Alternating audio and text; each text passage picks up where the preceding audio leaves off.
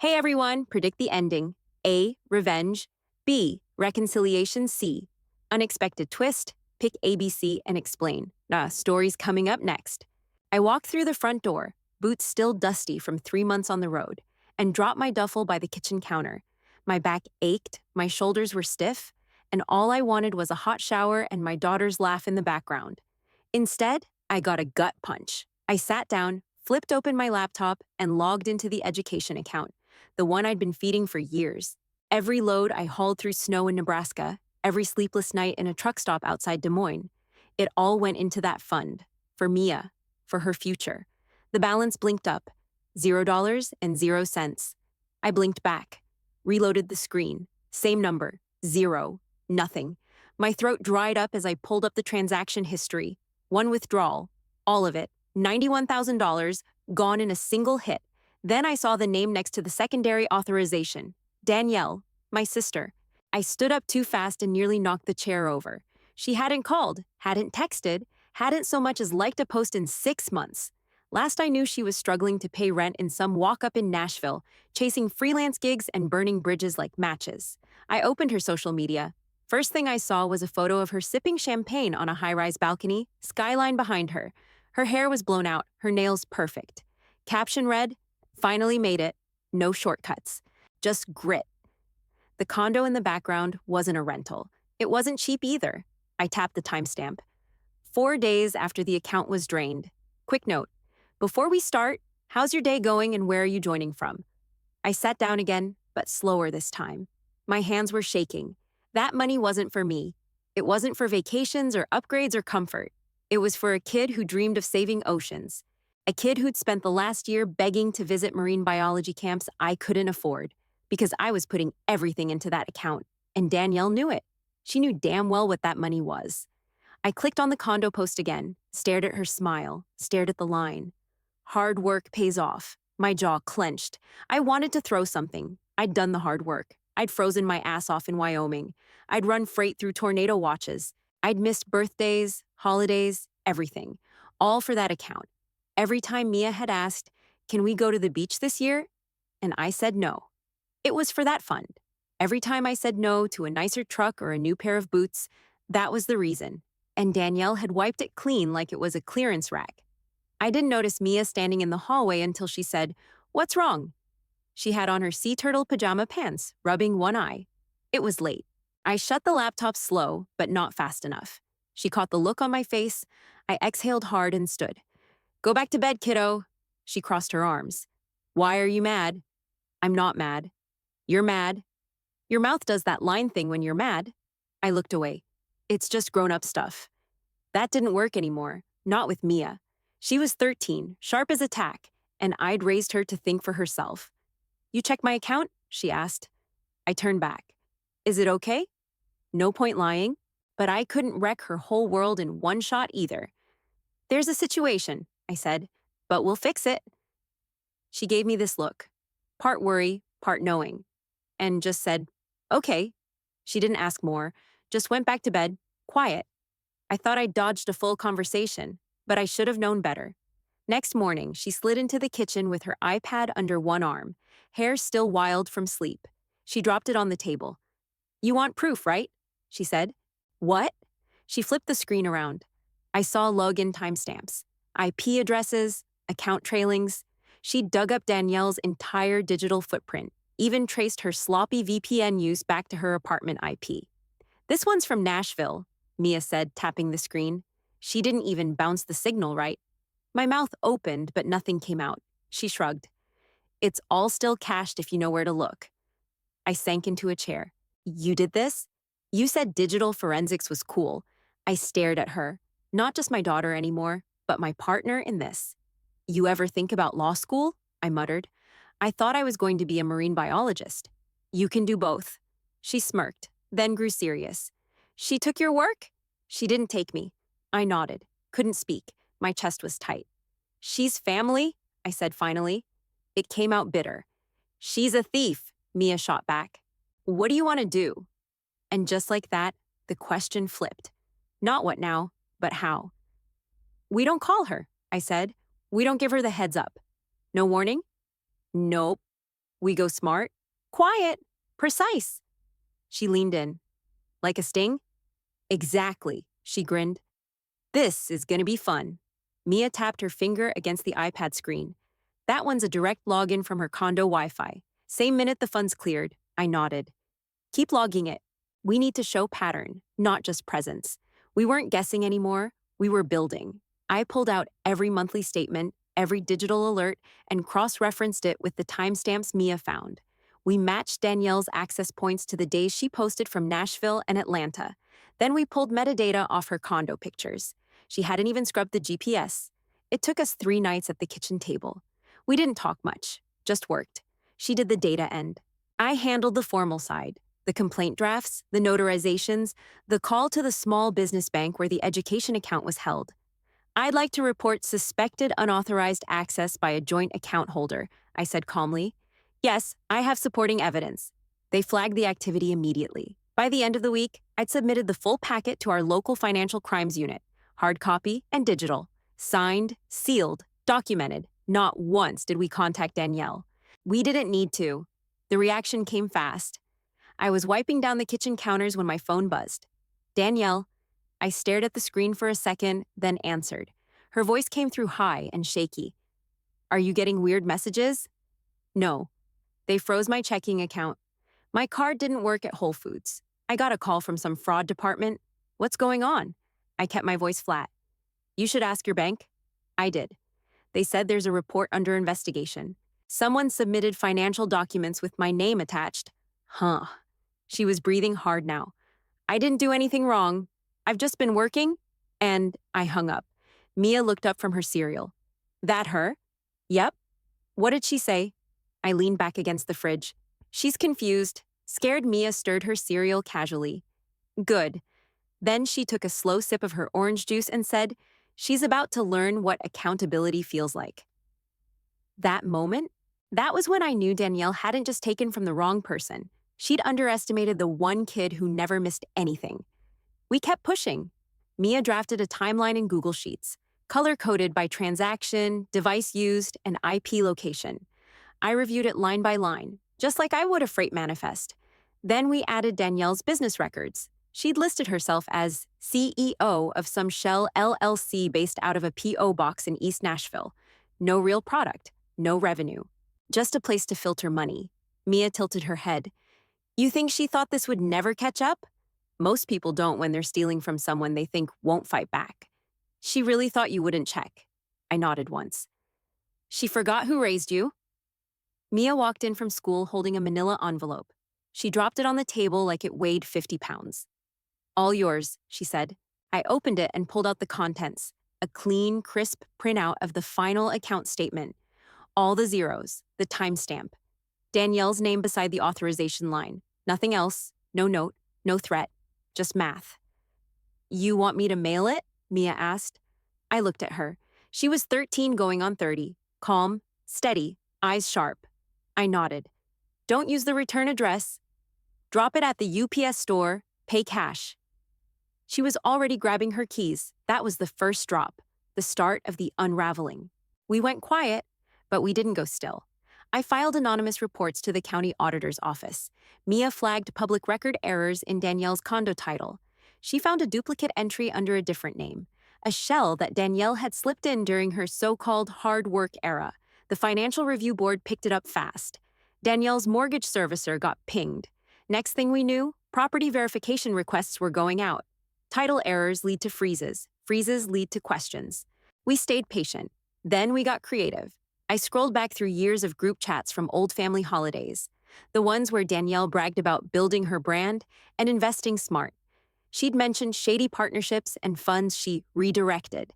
I screenshotted just enough to raise suspicion. Sent them, anonymously of course, to a few mutual friends. Friends who worked in finance, friends who knew the difference between hustle and fraud. Then we waited. Within 2 weeks, Danielle's social media changed. No more rooftop drinks, no more brag posts, just silence. Then the calls started. I didn't answer most. Let them go to voicemail. Sometimes she'd leave one, sometimes just hang up. But one day, I picked up out of boredom.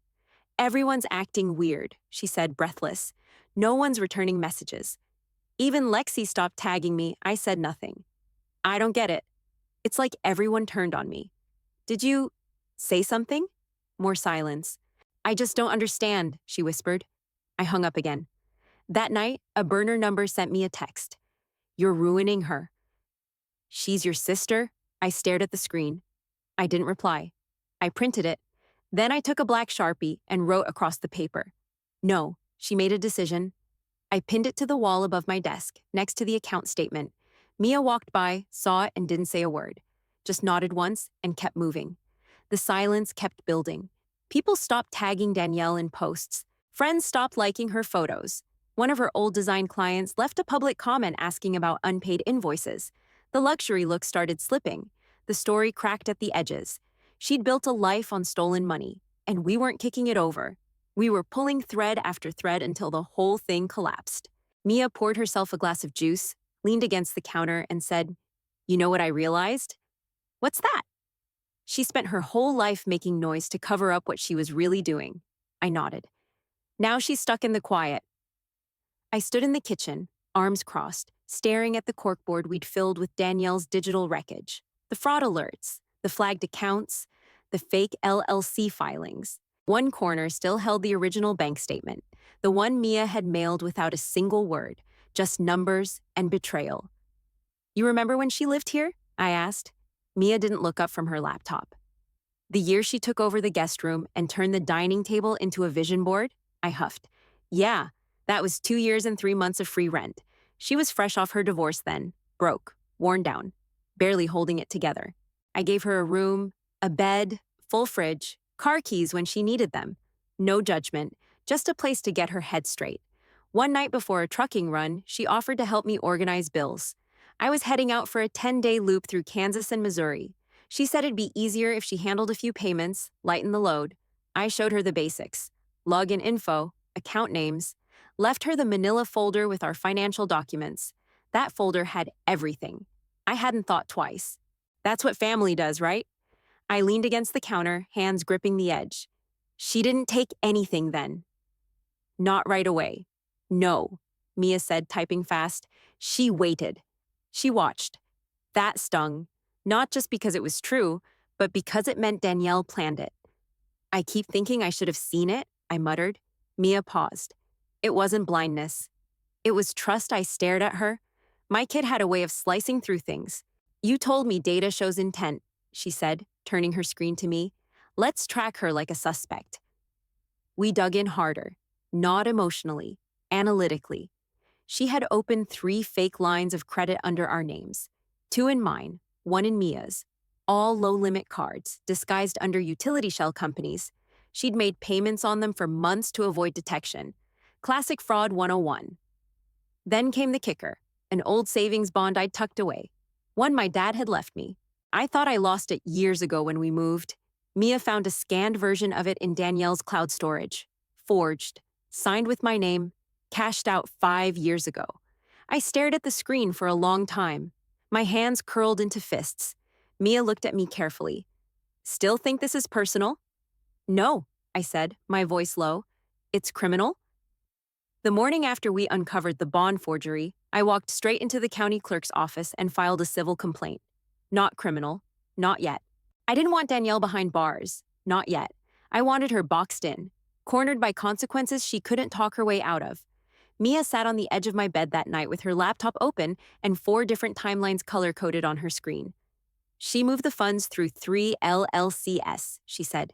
First to Harbor Grove Designs, then over to Salt and Sage Creative, and finally into a personal account listed under her middle name. I rubbed my face. When did she even have time to learn this crap? Mia didn't look up. She probably didn't. People like her just test limits and wait to see if anyone pushes back. The digital media lab at her school had better software than anything I'd ever used on the job. She pulled location tags off Danielle's file exports, matched timestamps to deposits, and lined it all up into one airtight visual chain. I'm going to print the entire thing, she said. We can add it to the civil packet. You think she'll even understand what's coming? I asked. Mia shrugged. She doesn't have to understand it. She just has to live it. The next twist came from a text. My old dispatcher, Ronnie, hit me up out of nowhere. Hey, he wrote, was this your sister that pitched that startup deal to Lena?